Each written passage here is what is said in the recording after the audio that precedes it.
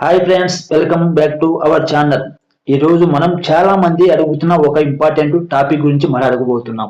Okay, ఈ video నేను education purpose కోసం చేస్తున్నాను. ఆ టాపిక్ ఏమిటంటే గోల్డ్ ధర ఎందుకు పెరుగుతుంది, సిల్వర్ ధర కూడా ఎందుకు పెరుగుతుంది, ఇప్పుడు కొనాలా లేక ఇంకా పడుతుందా?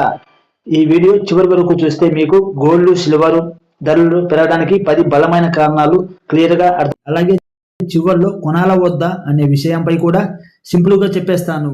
ఫ్రెండ్స్, గోల్డ్ అంటే కేవలం ఆభరణం కాదు. ఓకే, ఇది ఒక ఇన్వెస్ట్మెంట్ అని మనం తెలుసు.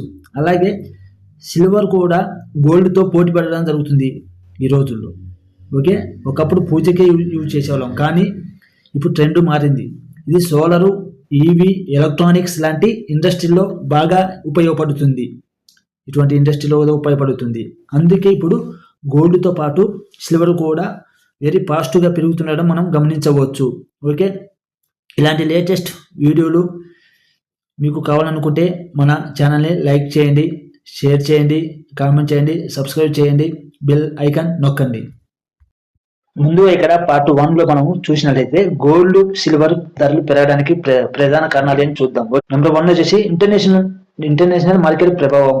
ఓకే, మనం గమనించాల్సిన విషయం ఏంటంటే గోల్డ్ సిల్వర్ ధరలు ప్రపంచ మార్కెట్లో డాలర్లో ట్రేడ్ అవుతాయి. ఓకే, యుఎస్ కరెన్సీ ఉంది కదా, డాలర్ దాంట్లో ట్రేడ్ అవుతాయి అన్నమాట. ఓకే, అంటే యుఎస్ మార్కెట్లో ధరలు పెరిగితే మన ఇండియాలో కూడా ఆటోమేటిక్గా పెరగడం జరుగుతుంది. ఓకే, యుఎస్ డాలర్ ఉంది కదా, అదే డాలర్ పెరిగితే ఏమైందంటే గోల్డ్ కూడా ఇండియాలో పెరగడం జరుగుతుంది. అలాగే డాలరు తగ్గి ఓకే గోల్డ్ ఇంక్రీజ్ అయితే మన ఇండియాలో కూడా గోల్డ్ రేట్ అనేది చేంజ్ అవ్వడం జరుగుతుంది. అది ఎట్లా ఇక్కడ చూద్దాం రండి. మనం కమ్యూనిటీస్ అండ్ కరెన్సీస్ చూసినట్లయితే ఈ యాప్ వచ్చేసి money control. Okay, money control app ఇది. దీంట్లో ఈ యాప్లో లేటెస్ట్ న్యూస్ రావడం జరుగుతుంది. అలాగే ఎప్పటికప్పుడు కరెన్సీకి సంబంధించిన లేకుంటే గోల్డ్ సిల్వర్ ఉన్నాయి కదా, వాటికి సంబంధించిన అప్డేట్ రావడం జరుగుతుంది. దీంట్లో జనవరి 29 అంటే ఈరోజు మనము న్యూస్లో ఈరోజు డేట్ చూసినట్లయితే యుఎస్ అంటే మన డాలరు ₹1 చూసుకున్నట్లయితే 91.95 రూపీస్ అనమాట.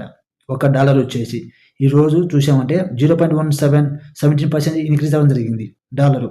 దానివల్ల ఏంటంటే దాని ఎఫెక్ట్ వాళ్ళు చూడండి. ఇలా గోల్డ్ సిల్వర్ రెండు చూసుకున్నట్లయితే గోల్డ్ వచ్చేసి 1.86% ఇంక్రీజ్ అవ్వడం జరిగింది. అలాగే సిల్వర్ కూడా మనం 2.50 అంటే 2.5% ఇక్కడ మనం ఇంక్రీజ్ అవ్వడం జరిగింది. సెకండ్ వచ్చేసి డాలర్ పడితే గోల్డ్ పెరుగుతుంది. అది ఎట్లా ఇక్కడ చూద్దాం. ఓకే, డాలర్ పడితే గోల్డ్ పెరుగుతుంది. డాలర్ వీక్ అయితే గోల్డ్ అండ్ సిల్వర్ పెరుగుతాయి. ఎందుకు పెరుగుతాయి అంటే డాలర్ వీక్ అయినప్పుడు అక్కడ ఉండే ఎఫ్ఐఐ ఉంటుంది కదా, ఫారెన్ ఇన్వెస్టర్స్, వాళ్ళు ఏం చేస్తారంటే గోల్డ్ ప్లస్ సిల్వర్లో అక్కడ ఇన్వెస్ట్మెంట్ జరుగుతుంది. ఓకే, అలాగే అలా గోల్డ్ సిల్వర్ పడిపోతే అంటే అప్పుడు ఏం చేస్తారంటే డాలర్ స్ట్రాంగ్ అవుతుంది అన్నమాట. ఓకే, ఎట్లయితుంది?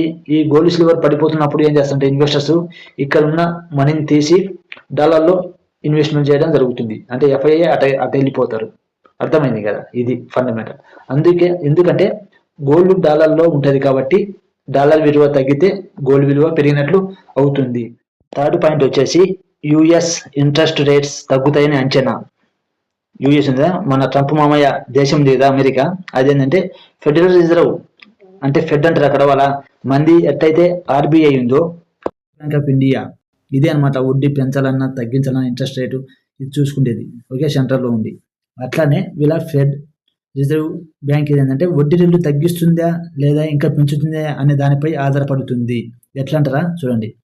వడ్డీ రేటు తగ్గుతాయని మార్కెట్ భావిస్తే గోల్డ్ పైకి వెళ్తుంది.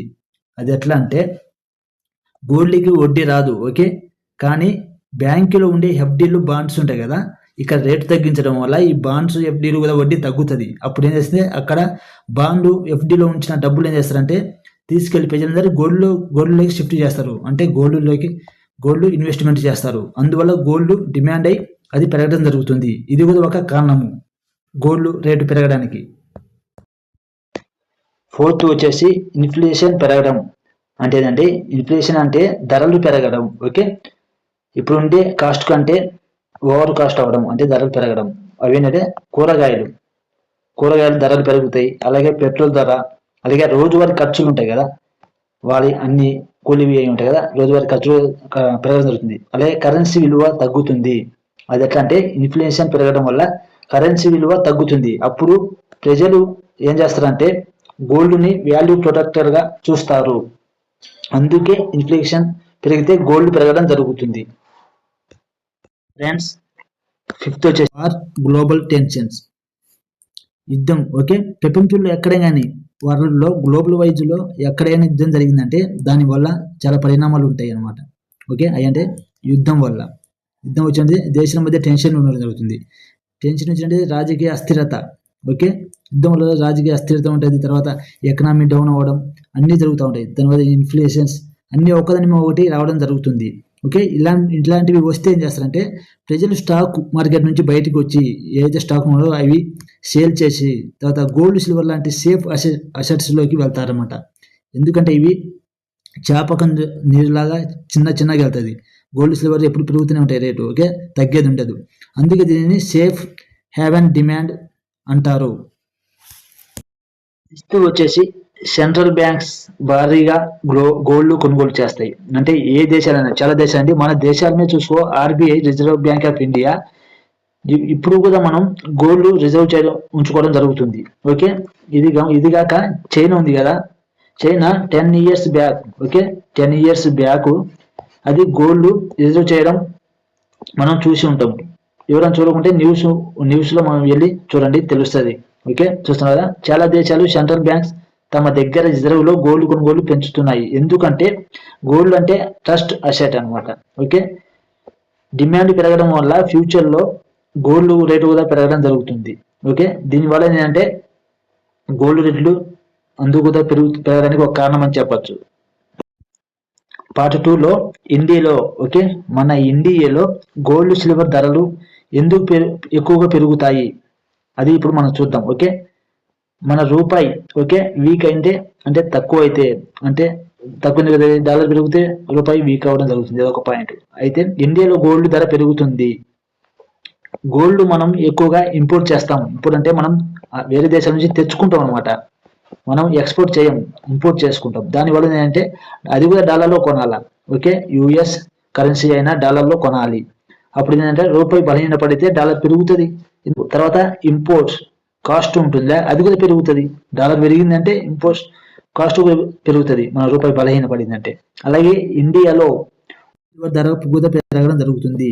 ఈ కాస్ట్ ఇవన్నీ ఛార్జీలు పెరగడం వల్ల ఇండియాలో కూడా గోల్డ్ సిల్వర్ ధర పెరగడం జరుగుతుంది. అంటే ప్రపంచంలో ధర అదే ఉన్నా మన దగ్గర మాత్రం పెరిగే ఛాన్స్ చాలా ఎక్కువ. ఇది కూడా గమనించాలి. 8th వచ్చేసి wedding and festival demand. Okay, మన ఇండియాలో అనుకుంటా ఎక్కువ ఫెస్టివల్ జరిగేది నాకు తెలిసి.